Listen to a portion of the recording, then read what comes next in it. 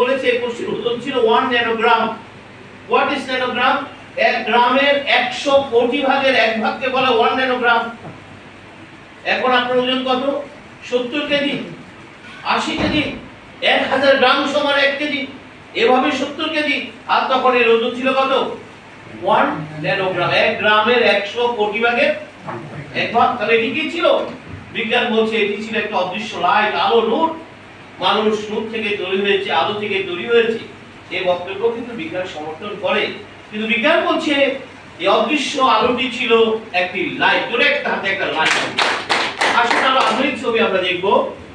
এটি হলো মাতৃ জরায়ু এবং এটি হচ্ছিল 6 ডেজ এমব্রায়ো। বিজ্ঞানীরা লক্ষ্য করলো আফটার 6 ডেজ এটি নড়ে চড়ে বসেছে এবং ডিভিশন হওয়া শুরু করলো নিয়ম মেপে। 1 2 4 8 16 32 যত ডিভিশন হওয়া শুরু করলো ততই ক্ষুদ্র কোষটি আকার আকৃতিতে পরিবর্তন হতে লাগলো। 58 দিনের মাথায় 5 মিলিমিটার একটি পূর্ণাঙ্গ মানব ভ্রূণে পরিণত হয়ে গেল।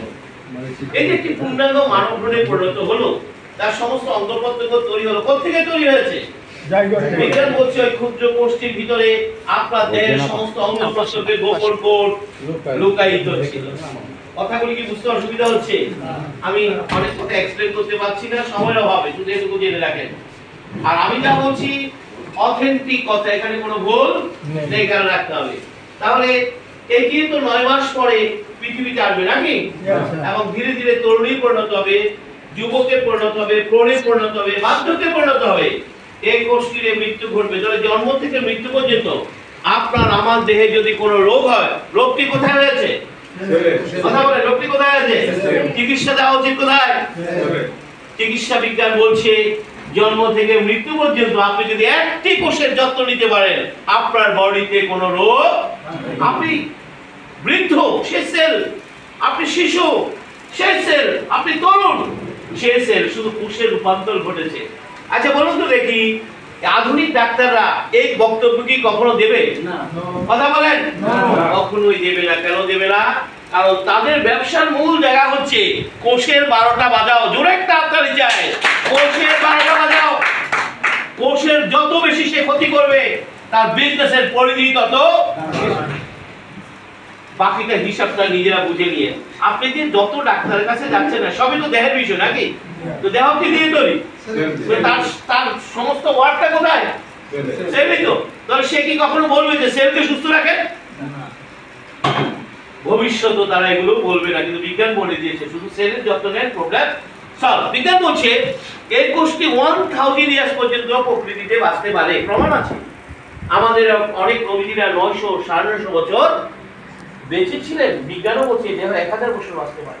তাহলে যে দেহ 1000 বছর বাঁচতে পারে, সেটি মাত্র 40 45 50 বছর যেতে না যেতে হার্ট নাই, কিডনি নাই, লিভার নাই, নাই সব ডাক্তার আর বানি। এই কথা ঠিক আছে কিনা বলেন? একটি ঘর খুঁজে পাবেন না যেখানে একজন সুস্থ মানুষ খুঁজে পাওয়া যায়। বিজ্ঞান কি এটা সমর্থন করে? কথা বলেন, বিজ্ঞান কি সমর্থন করে? Because no. এত তাড়াতাড়ি আপনার কিডনি ড্যামেজ হওয়ার কথা না, এত তাড়াতাড়ি আপনার ডায়াবেটিস হওয়ার কথা না, এত তাড়াতাড়ি আপনার রোগে আক্রান্ত হওয়ার কথা। তাহলে কেন হচ্ছে? নিশ্চয়ই পেছনে কোনো কারণ আছে। আসলে বিজ্ঞান কিছু কারণের কথা উল্লেখ করে, খুব মনোযোগ দিয়ে শুনবেন, যেহেতু আমরা সময়ের মধ্যে আলোচনাটা শেষ করব। কিছু কারণের কথা বলেছে। প্রথম কারণ, এই যে আমাদের জায়গাটা তৈরি হলো, তৈরি হওয়ার সাথে সাথে আমাদের একটা ফ্যাশন এখন চলতো দেখি ছেলে না মেয়ে হয়ে যায়, শুরু হয়ে গেল খেলা। খেলা কিন্তু শুরু হয়ে গেছে।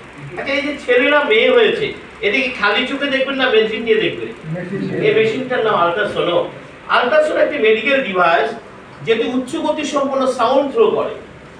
সাউন্ডের একটা বৈশিষ্ট্য হচ্ছে সাউন্ড যখন কোথাও বাধা পায় সে ব্যাক করে। বিজ্ঞানীরা ফিরে আসা সাউন্ডটিকে ইলেকট্রিক সিগন্যালে কনভার্ট করে ছবি তুলে দেয়। এই সাউন্ড দিয়ে ছবি তোলার এই প্রযুক্তিটা আবিষ্কার হয়েছিল সমুদ্রের অভ্যন্তরে, ভূপৃষ্ঠের অভ্যন্তরে গবেষণা চালানোর জন্য। এটি কিন্তু পেট দেখার জন্য আবিষ্কার। এটা হলো চিকিৎসা ব্যবসায়ীদের কুচিন্তা থেকে এসেছে। তারা ভাবলো, আরে এটি দিয়ে যদি সমুদ্রের অভ্যন্তর দেখা যায়, পেটও তো দেখা যেতে পারে। তাই তার এটি মেডিকেল ভার্সন বানিয়ে ফেলল। এটা কিন্তু পেট দেখার জন্য আবিষ্কার হয় না। কিন্তু চিকিৎসা বিজ্ঞান বলছে আল্ট্রাসোনো করানো যাবে না। জোরে একটা দায়িত্ব নিয়ে আমি বলছি, কথা কথা সিটি স্ক্যান এমআরআই এগুলি করানোর অনুমোদন চিকিৎসা বিজ্ঞান দেয় না, এক্সেপশন ভিতরে আলোচনা বলছে না এগুলি করানো কেন করানো যাবে না, নিশ্চিত ব্যাখ্যা আছে। চিকিৎসা বিজ্ঞান বলছে এই যে জায়গাটা তৈরি হলো, কিভাবে তৈরি হলো? শুক্রাণু এবং ডিম্বাণুর মিলনের ফলে। এই যে শুক্রাণু এবং ডিম্বাণুর মিলনের ফলে সেখানে কেমিক্যাল বিক্রিয়ার সূত্রপাত হয়েছে। ওই কেমিক্যাল বিক্রিয়া এখনো চলমান, আর সেটি সমাপ্তি ঘটবে মৃত্যুতে, অর্থাৎ যেদিন আপনার আমার মৃত্যু ঘটবে সেদিন সেই কেমিক্যাল বিক্রিয়াটা বন্ধ হবে। তাহলে ছোট্ট একটুকু আলোচনা আমরা এইটুকু জানলাম, এই দেহটা একটা কেমিক্যাল হাউস। জোরে একটা হাতে, একটা কেমিক্যাল হাউস। এখানে প্রতি সেকেন্ডে 37,000 বিলিয়নস কেমিক্যাল রিঅ্যাকশন সংঘটিত হয়, অর্থাৎ দেহের প্রতিটি অ্যাকশন হচ্ছে অ্যাকশন অফ কেমিক্যাল রিঅ্যাকশন। অনেক অনেক বড় একটি সায়েন্স এটি। আমি যেহেতু সময়ের অভাব, আমি শুধু এটুকু আজকে জেনে রাখেন, এটি একটি কেমিক্যাল হাউস। এই যে আমি কথা বলছি, আপনি হাত তালি দিচ্ছেন, প্রতিটি কাজের পেছনে অসংখ্য billion chemical reaction. Message clear? তাহলে আসুন আমরা, তাহলে এটা কি একটা কেমিক্যাল হাউস তো নাকি? বলছে এর ভ্রূণটি এত সেনসিটিভ, সেই বিক্রিয়ার মাধ্যমে, আমি তো আরেকটু বিজ্ঞানের ভাষা বলি, মিউটেশন, বিজ্ঞানের ভাষায় যদি বলি, সে মিউটেশন করে করে আপনার অঙ্গ প্রত্যঙ্গ জুড়ে দিচ্ছে, আপনার হার্ট, কিডনি, লিভার, ব্রেন বানিয়ে দিচ্ছে, সেগুলি তৈরি করে যাচ্ছে। ঠিক ওই মুহূর্তে আপনি কি করলেন? বাইরে থেকে কি মারলেন? সাউন্ড। কি মারলেন? সাউন্ড। সাউন্ড মারলেন কি জন্য? দেখি ছেলেরা মেয়ে হয়েছে। এই যে ছেলেরা মেয়ে হয়েছে দেখার জন্য আপনি সাউন্ড মারলেন, বলছে সাথে সাথে অসংখ্য কেমিক্যাল বিক্রিয়া ব্যাহত হয়ে গেছে। আমরা যারা কেমিস্ট্রি পড়েছি, এখানে যদি বিজ্ঞানের স্টুডেন্ট থাকেন তাহলে আমার কথা ভালো বুঝবেন, যে কোনো কেমিক্যাল বিক্রিয়া চেঞ্জ হয় অথবা একটি নতুন রূপ ধারণ করে যদি বাইরে থেকে সাউন্ড, ঠিক, অথবা কোনো ক্যাটালিস্ট অ্যাড করে। যারা কেমিস্ট্রি পড়েছেন তারা আমার কথা ভালো করে বুঝবেন যে ভাই এটা তো একটা কেমিক্যাল হাউস। এখানে যে আপনি বারবার সাউন্ড দিচ্ছেন, সিটি স্ক্যান মারছেন, এমআরআই মারছেন, এখানে কিন্তু অসংখ্য কেমিক্যাল বিক্রিয়া ব্যাহত, যার তার ফলশ্রুতিতে জন্ম নিচ্ছে অটিজম শিশু। এই যে আজকে ঘরে ঘরে এত অটিজম শিশু কেন?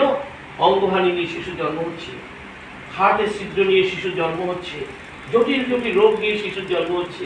এই যে আমরা বাজারে হিজড়া দেখি না, কেন হিজড়া হলো? এই ভ্রূণটি যখন সিদ্ধান্ত দেবে ছেলে না মেয়ে হবে, এটাও তো একটা কেমিক্যাল ডিসিশন ছিল নাকি? জোরে একটা হাত তালি যায়, একটা কেমিক্যাল ডিসিশন ছিল। সে যখন এই ডিসিশনটা দেবে, আপনি তো জানেন না কখন এই ডিসিশন হবে, কিন্তু আপনি সেখানে কি করলেন? একটা এক্সপোজার করলেন। এরকম বহু এক্সপোজার আছে, আমি শুধু আল্ট্রাসাউন্ডের কথা বলছি, আরো অনেক কিছু আছে যেটা সেখানে এফেক্ট করে গেছে। ওই মুহূর্তে সে ওই সিদ্ধান্তটা দিতে পারেনি, ফলে কি হয়ে গেছে? হিজড়া, ছেলে হয় নাই। কথা কি বুঝতে পেরেছেন? তাহলে এই ছোট্ট আলোচনা থেকে আমরা ডিজিজের একটা নতুন ডেফিনিশন আজকে জানলাম। ডিজিজ হচ্ছে ডিসঅর্ডার অফ কেমিক্যাল রিঅ্যাকশন। জোরে একটা হাজার, ডিসঅর্ডার অফ কেমিক্যাল রিঅ্যাকশন।